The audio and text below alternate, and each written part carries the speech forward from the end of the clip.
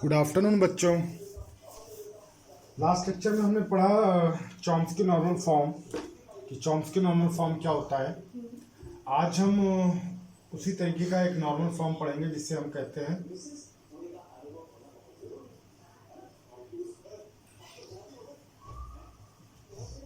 रीबैक normal form.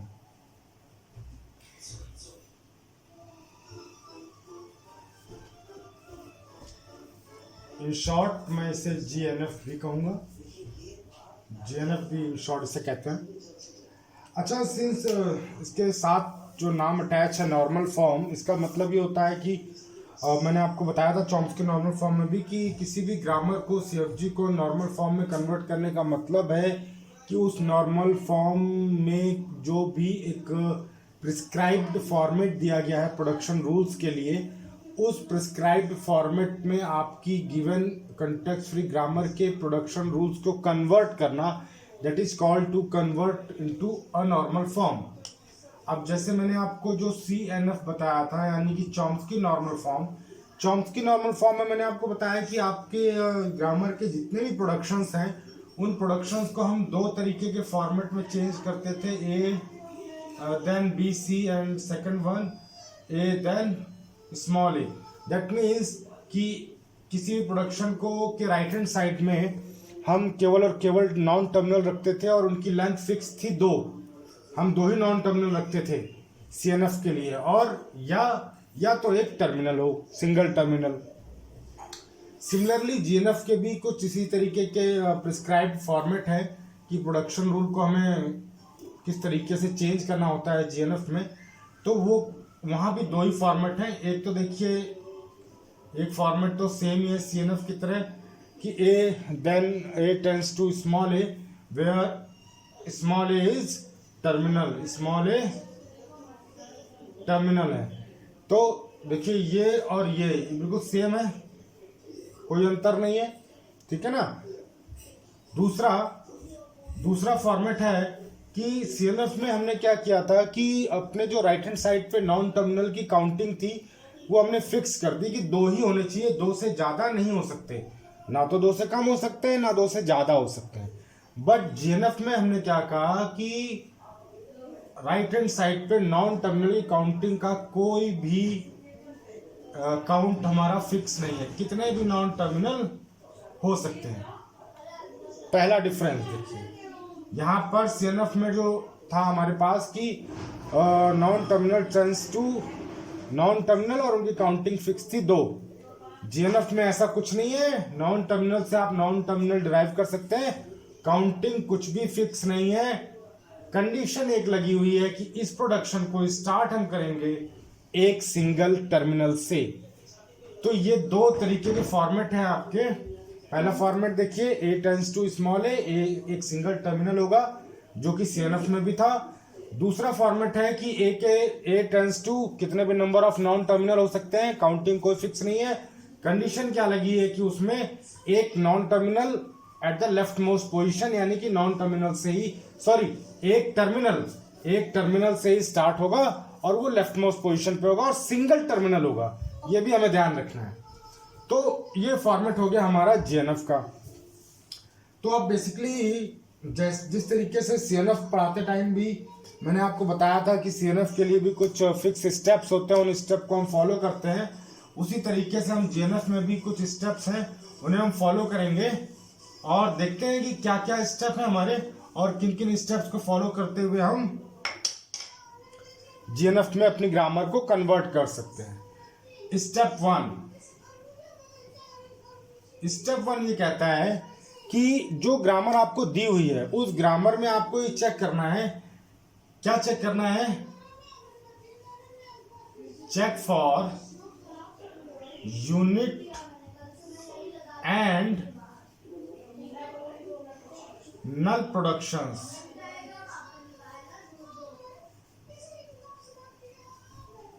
हमें unit और null production check करना है आपकी ग्रामर में, जो ग्रामर गिवन है। तो भाई ठीक है, जो ग्रामर हमें मिली है GNF कन्वर्ट कराने के लिए उसमें हम चेक कर लेंगे कि भाई कोई यूनिट या नल प्रोडक्शन तो नहीं है।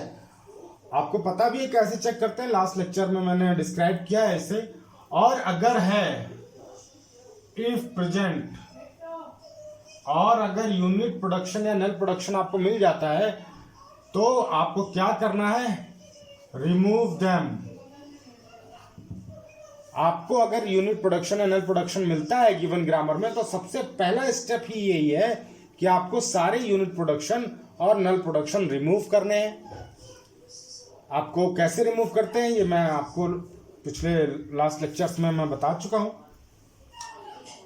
रिमूव करने के बाद आपको कुछ ग्रामर मिलेगी, उस ग्रामर में हम स्टेप 2 अप्लाई करेंगे।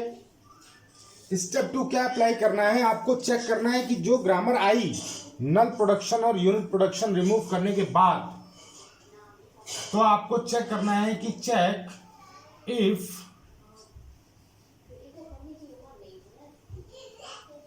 Grammar is already in CNF और नॉट।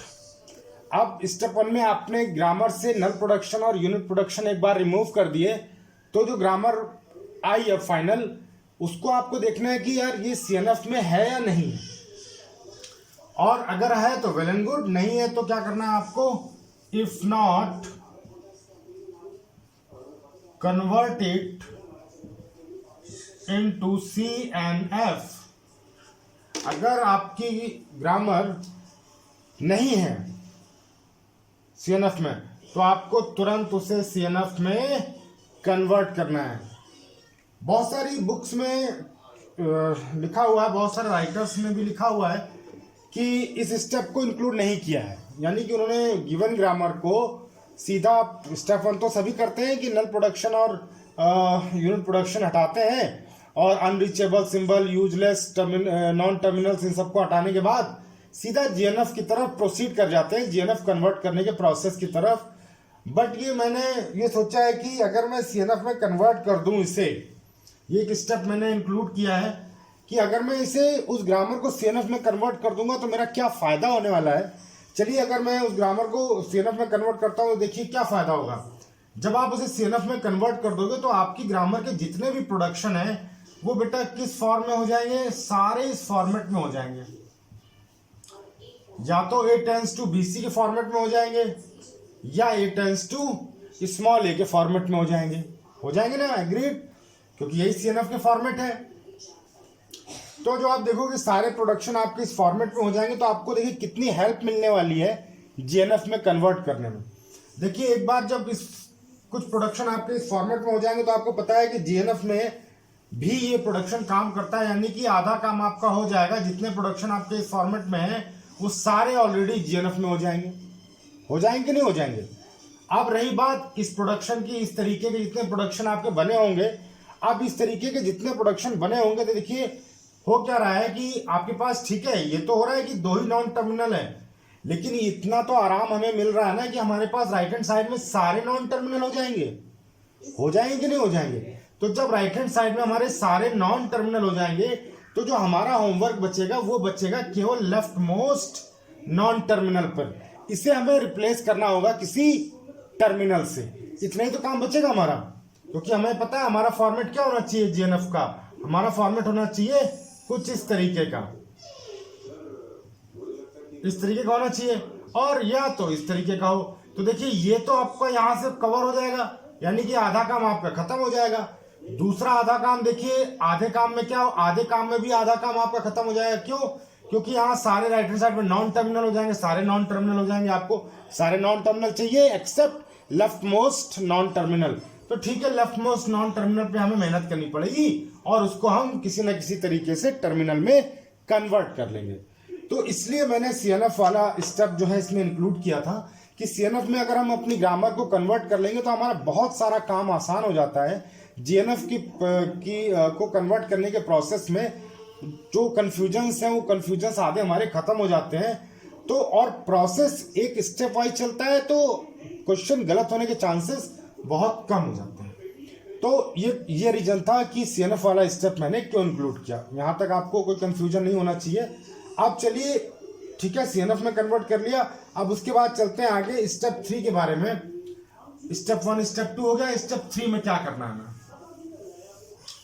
स्टेप 3 में क्या करना है बेसिकली जो स्टेप 3 हमारा, देखिए बहुत इंपॉर्टेंट स्टेप है।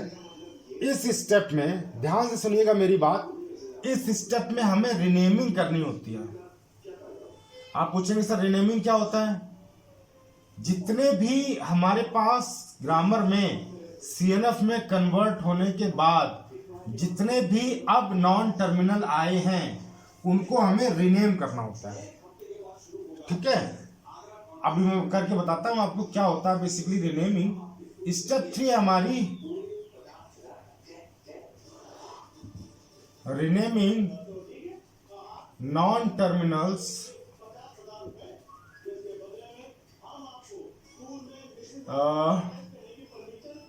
according to occurrence of according to occurrence sequence। किस किस तरीके से नॉन टर्मिनल आपके अकर हो रहे हैं उसके हिसाब से आपको रिनेमिंग करनी है। चलिए मैं एग्जांपल जो मुझे एक क्वेश्चन ले लेता हूं मैं, उसके साथ साथ मैं आपको स्टेप 3 करके दिखाता हूं। और जो मैं क्वेश्चन ले रहा हूं वो ऑलरेडी उसमें ना तो नल प्रोडक्शन होंगे ना ही यूनिट प्रोडक्शन होंगे, और वो ग्रामर ऑलरेडी सीएनएफ में कन्वर्टेड होगी ताकि क्वेश्चन आपको थोड़ा सा जल्दी हो जाए और आप सीएनएफ तक कन्वर्ट करने का प्रोसेस आपको बहुत अच्छे से मालूम है। आप यूनिट प्रोडक्शन इजीली रिमूव कर सकते हैं, आप नल प्रोडक्शन इजीली रिमूव कर सकते हैं, और आप ग्रामर को सीएनएफ में इजीली कन्वर्ट कर सकते हैं। इसलिए जो मैं एग्जांपल ले रहा हूं वो ऑलरेडी कन्वर्टेड इनटू सीएनएफ है। चलिए मैंने ग्रामर ली S tend to capital C A capital B B tends to small b S B C tends to small b and A tends to small a। चलिए ये grammar ले लिया हमने।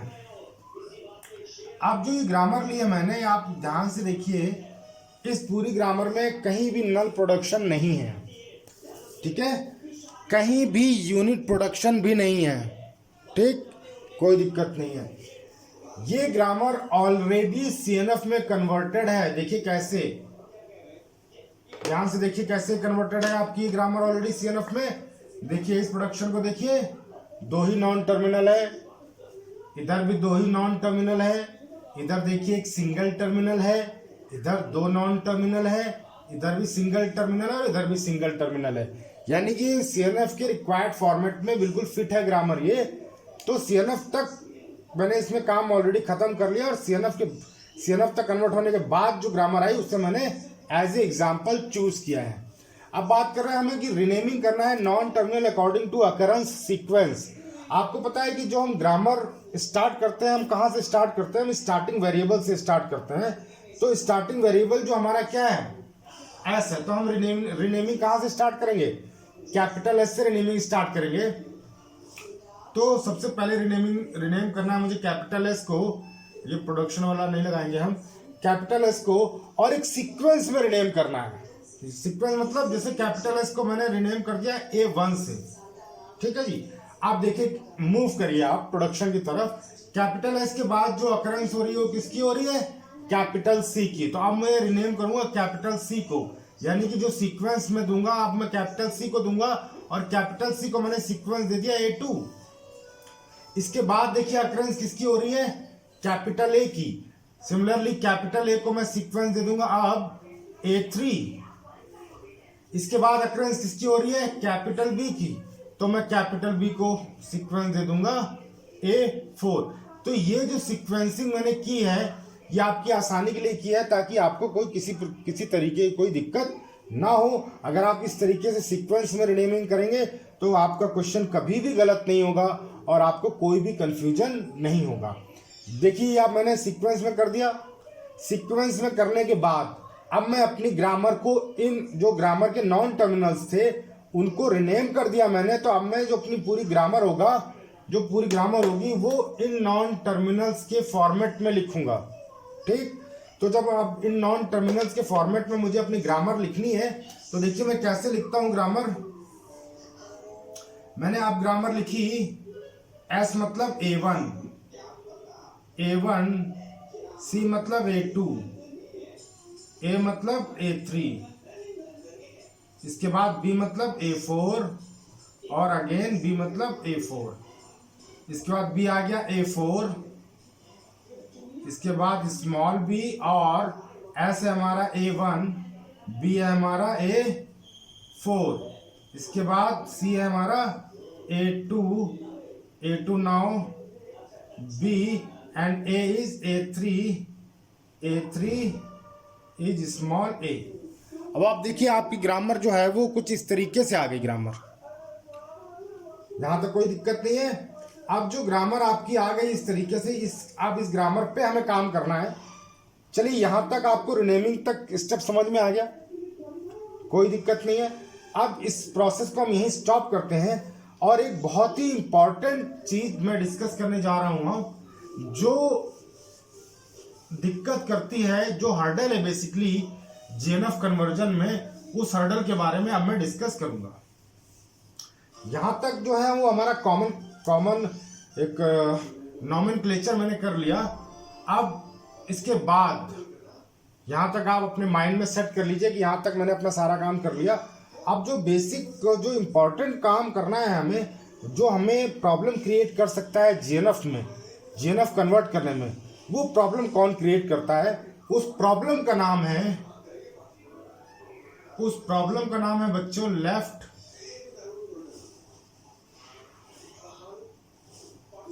Recursion. Spelling आप देख लीजिएगा, लेफ्ट रिकर्शन उस problem का नाम है। तो लेफ्ट रिकर्शन क्या होता है? बेसिकली लेफ्ट रिकर्शन जनरेट हुआ हमारा लेफ्ट रिकर्सिव ग्रामर से। लेफ्ट रिकर्सिव ग्रामर से हमारा ये वर्ड जनरेट हुआ लेफ्ट रिकर्शन, जो सबसे ज्यादा प्रॉब्लम क्रिएट करता है हमारा जीएनएफ कन्वर्जन के प्रोसेस में। अच्छा, लेफ्ट रिकर्शन होता क्या है? चलिए मैं आपको एक एग्जांपल के साथ बताता हूं। सपोज मेरे पास कोई एक प्रोडक्शन है, A tends to A alpha then beta, A tends to A alpha separator beta. तो आप देखिए दो प्रोडक्शन है ये, एक बार A बीटा प्रोड्यूस कर रहा है, एक बार A प्रोड्यूस कर रहा है A अल्फा। तो आप देखिए जो A है ये अपने आप को रिकॉल कर रहा है कि नहीं कर रहा है? तो लेफ्ट रिकर्शन की पोजीशन तब आती है जब किसी प्रोडक्शन में, ध्यान से सुनिएगा मेरी बात, जब किसी प्रोडक्शन रूल में लेफ्ट हैंड साइड का नॉन टर्मिनल और प्रोडक्शन के जस्ट बाद में, यानी कि राइट हैंड साइड पोर्शन में सबसे पहला नॉन टर्मिनल, यानी कि लेफ्ट मोस्ट पोजीशन वाला नॉन टर्मिनल अगर सेम हो जाते हैं तो हम कहते हैं ये लेफ्ट रिकर्शन की पोजीशन है। क्यों? क्योंकि एक खुद को कॉल कर रहा है। आप ए को बार बार यहां रखते रहोगे, क्या आएगा? A अल्फा अल्फा, फिर A अल्फा अल्फा, फिर A अल्फा अल्फा आता जाएगा। तो ये पोजीशन होती है लेफ्ट रिकर्शन की, और ये सबसे बड़ा हर्डल है हमारा ग्रीबैक नॉर्मल फॉर्म में कन्वर्जन का। जो अपनी ग्रामर को ग्रीबैक यानी कि जीएनएफ में कन्वर्ट करते हैं, तो सबसे बड़ा हर्डल है। और हम इसका और थोड़ा सा मैं इसको एलोबरेट करता हूं। देखिए कैसे ये लेफ्ट रिकर्सिव ग्रामर इसे क्यों कहते हैं, और ये लेफ्ट रिकर्शन कैसे प्रोड्यूस करता है। सपोज जो मैंने प्रोडक्शन लिया था, वो प्रोडक्शन लिया था A tends to A alpha then beta. Alpha और बीटा किसी भी तरीके की कोई भी स्ट्रिंग हो सकती है। मैंने लिख दिया alpha beta and belongs to sigma union B का एस्ट्रिक। कोई मतलब नहीं है मुझे मतलब है सिर्फ इस A से, और राइट हैंड साइड के प्रोडक्शन में राइट हैंड साइड पे जो स्ट्रिंग है उसका लेफ्ट मोस्ट जो वेरिएबल है वो एक तो नॉन टर्मिनल है, और वही है जो लेफ्ट हैंड साइड पर है, प्रोडक्शन के लेफ्ट हैंड साइड पे। यानी कि ये और पहला वेरिएबल लेफ्ट मोस्ट का ये जब सेम हो जाता है तो मैं कहता हूं भैया लेफ्ट रिकर्शन की सिचुएशन आ गई है। तो चलिए देखते हैं इसको, मैं डेरिवेशन ट्री से देखता हूं। ये A रहा मेरा, अगर मुझे इसे प्रोड्यूस करना है तो मैं क्या कर सकता हूं, या तो सिंगल बीटा से इसे प्रोड्यूस कर दूं, हमारा काम खत्म हो जाएगा। चलिए नहीं करना है खत्म, अपन इसको क्या करते हैं, इसको प्रोड्यूस कर सकते हैं हम। एक A आ गया, एक आ गया अल्फा आ गया, ठीक। अब इस A को या तो आप बीटा से खत्म कर लो, कर सकते हैं, अगर बीटा टर्मिनल हो तो खत्म हो जाएगा, ठीक है। हम कह रहे हैं भैया ऐसे नहीं खत्म करना है बीटा से, तो मैंने कहा ठीक है भैया नहीं खत्म करना है, तो ये रहा A और ये रहा अल्फा, ठीक। अब या तो इसे आप बीटा से खत्म कर लो, अगर टर्मिनल है तो नहीं खत्म करना, तो फिर से मैं ए प्रोडक्शन यूज कर रहा हूँ, ए और अल्फा। तो आप ये देख रहे हो कि आपका जो ट्री है वो किस तरफ मूव कर रहा है, किस तरफ भाग रहा है, लेफ्ट में भाग रहा है। भागा कि नहीं भाग रहा है? तो इस तरीके की जो ग्रामर है, इस तरीके की जो डेरिवेशन ट्री जो बना है हमारा, इस ग्रामर को हम कहते हैं लेफ्ट रिकर्सिव ग्रामर। और ये सिचुएशन जो है वो लेफ्ट रिकर्शन की है। तो आप कहोगे भैया लेफ्ट रिकर्शन की है तो क्या करें सर, ये कोई प्रॉब्लमेटिक प्रॉब्लम थोड़े ना है। जी प्रॉब्लम है। क्यों? क्योंकि आपको पता है कि जो टाइप 2 ग्रामर है आपकी, यानी कि जो कंटेक्स्ट फ्री ग्रामर है, वो कंटेक्स्ट फ्री ग्रामर आपकी प्रोग्रामिंग लैंग्वेज लिखने में काम आती है, आपकी कंपाइलर, आपका कंपाइलर में यूज होता है, पार्सिंग में यूज होती है। तो होता है क्या, बेसिकली जो पार्सर है हमारा वो कभी भी लेफ्ट रिकर्सिव ग्रामर को एक्सेप्ट नहीं करता है। क्यों नहीं करता है? सपोज मैं सी में एक छोटा सा एग्जांपल लूं, आपने एक फंक्शन बनाया है, ठीक है, ये फंक्शन की डेफिनेशन है, आपने बनाया है, तो हो क्या रहा है, बेसिकली ए को कॉल कर रहा है कि नहीं कर रहा है? उसके बाद हो सकता है कुछ बीटा हो रहा हो मुझे नहीं पता, लेकिन ए को कॉल कर रहा है। अब ये ए फिर से ए को कॉल करेगा अगेन, फिर से उसके अंदर जो ए आया फिर वो ए को कॉल करेगा। तो हो क्या रहा है कि एक तरीके से may be in infinite loop चला जाए जब तक आप उसे बीटा से टर्मिनेट नहीं करते हैं। तो ये मे बी एक इनफाइनाइट लूप में जा रहा है। तो इसलिए पार्सर कभी भी इस तरीके की ग्रामर को एक्सेप्ट नहीं करता है। इसलिए लेफ्ट रिकर्सिव ग्रामर को हम रिमूव करने की कोशिश करते हैं, और लेफ्ट रिकर्शन हमारे लिए एक बहुत बड़ी प्रॉब्लम बन जाती है जब हम अपनी ग्रामर को जीएनएफ में कन्वर्ट करते हैं। इसलिए लेफ्ट रिकर्शन की समस्या को हम साथ में सॉल्व करते हुए चलते हैं। अब देखिए सॉल्व करते कैसे हैं उसका एक प्रोसेस देख लीजिए। मैंने लिखा A tends to A alpha then beta. आपने कहा कि भैया सर ये तो लेफ्ट रिकर्शन की सिचुएशन है, तो मैं इसे कैसे रिमूव कर सकता हूं, देखते हैं। इसको हम एक सेंटेंशियल फॉर्म में लेके चलते हैं। तो देखिए या तो ए बीटा पे टर्मिनेट हो सकता है अगर बीटा मेरा टर्मिनल है, या फिर ए अल्फा में जा सकता है, ठीक है। तो या तो आपकी जो लैंग्वेज है उसमें बीटा आ गया या उसमें ए अल्फा आ गया। ए अल्फा की जगह अब अगर आप बीटा लिखते हो तो ये बीटा अल्फा हो जाएगा, यानी कि आप लैंग्वेज में बीटा और बीटा अल्फा आ गया। नहीं करना चाहते हो आप ए को और खोलिए, ए को फिर से ए अल्फा लिखिए तो ए अल्फा और अल्फा आ गया। फिर अगर आप ए को अगर बीटा से लिखना चाहते हैं तो ये बीटा अल्फा स्क्वायर हो जाएगा। नहीं खोलना चाहते हैं फिर से आप आइए तो फिर से ए की जगह ए अल्फा लिखिए, ए अल्फा अल्फा हो गया। आप ए की जगह आप बीटा लिख देंगे तो ये क्या हो जाएगा, बीटा अल्फा क्यूब हो जाएगा। डैश सिमिलरली ए अल्फा की पावर एन, अगर ए की जगह अब मैं बीटा लिख दूं तो ये बीटा अल्फा की पावर एन हो जाता है, जहां पर एन हमारा ग्रेटर देन इक्वल टू 0 हो जाता है, क्योंकि एन 0 यानी कि अल्फा की पावर 0 यानी कि बीटा की पोजीशन आ जाती है। तो बेसिकली जो हमारी लैंग्वेज जनरेट होकर के आती है वो आती है बीटा अल्फा की पावर एन। अब जो ये लैंग्वेज जनरेट होकर आ रही है हमारी बीटा अल्फा की पावर एन, अब मैं आपसे कहूं कि भैया इसका जरा ग्रामर बना दो, तो आपको पता है कि ये एक तरीके का रेगुलर एक्सप्रेशन भी आपको मालूम है। अगर ये टर्मिनल बीटा टर्मिनल होता है या अल्फा भी टर्मिनल होता है तो आपको पता है एक तरीके का रेगुलर एक्सप्रेशन मान सकते हैं इसको।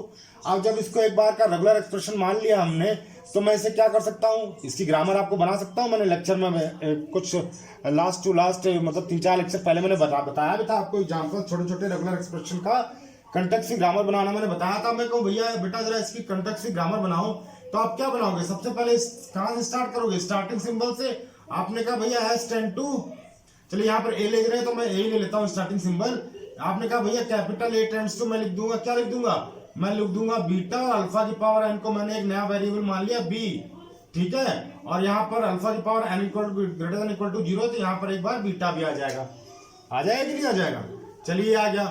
अब बी क्या है आपका, अल्फा की पावर एन, तो बी को कैसे ओपन करेंगे हम, अल्फा बी और अल्फा, ये आपको बनाना मैंने बताया है आराम से, अल्फा की पावर एन बनाना मैंने बताया आपको।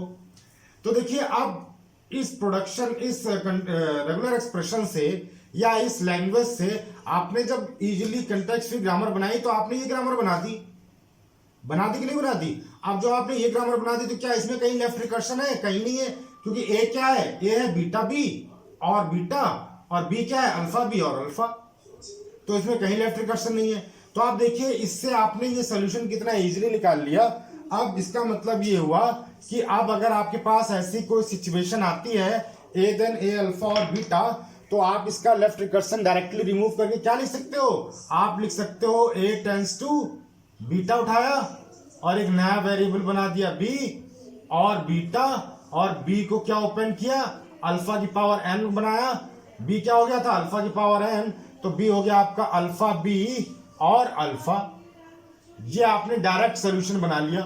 अब आपको कहीं भी इस तरीके का प्रोडक्शन मिल जाता है, यानी कि लेफ्ट रिकर्शन है, तो आप उसका डायरेक्ट सोल्यूशन बना दो, आपका प्रॉब्लम ही खत्म हो गया। खत्म हो गया कि नहीं खत्म हो गया?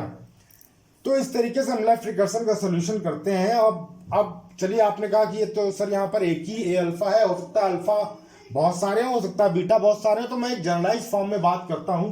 एक बार इसको जनरलाइज फॉर्म में लेके चलूं। मैंने लिखा कि अगर प्रोडक्शन कुछ इस तरीके का हो, A tends to A alpha 1 और A alpha 2 dash dash dash और ए अल्फा की पावर ए अल्फा एन और बीटा 1 और beta 2 dash dash dash dash beta n. ये जनरलाइज प्रोडक्शन है।